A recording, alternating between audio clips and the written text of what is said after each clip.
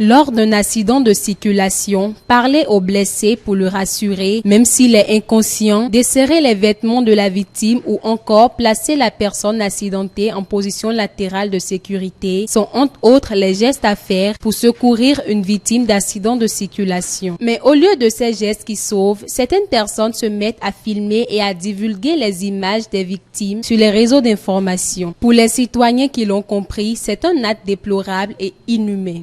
C'est un acte qui est très dangereux, qui est vulgaire.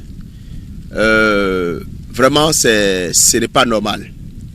Parce que tu vois ton prochain par terre, le sang couler, bon, vraiment dans la souffrance. Et toi, tu prends ton portable et tu le fumes. C'est un acte démoniaque, je vais dire. Vraiment, c'est inhumain, c'est pas normal. En cas d'accident, le premier réflexe, si c'est sur une route, c'est d'amener l'accidenté en dehors de la route, si c'est possible, pour dégager la circulation. S'il s'étouffe, essayez de lui déboutonner la chemise, au moins les premiers boutons.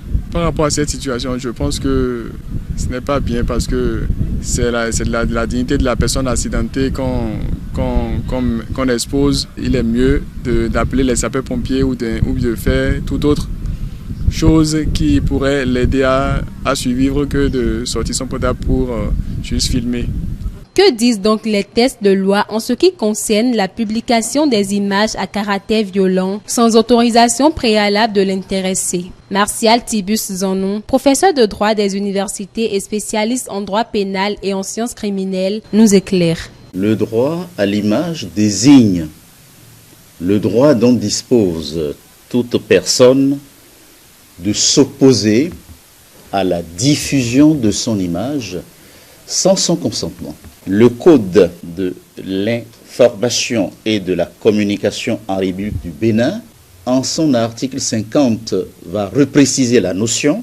En ces termes, toute personne a un droit exclusif sur son image et sur l'usage qu'on peut en faire.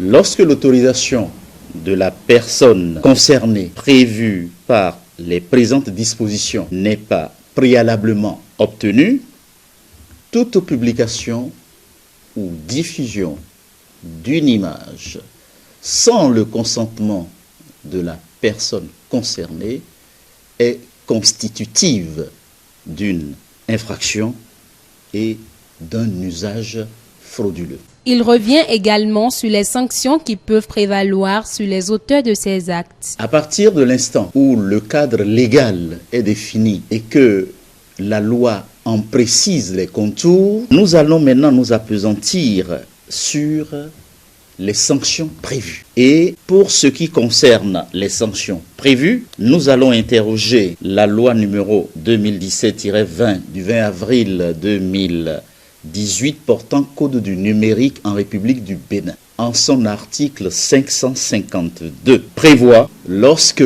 des images à caractère violents sont diffusés sur les réseaux de communication électronique ou un système informatique, l'auteur est puni d'1 an d'emprisonnement et de 5 millions de francs CFA d'amende ou de l'une de ces deux peines seulement.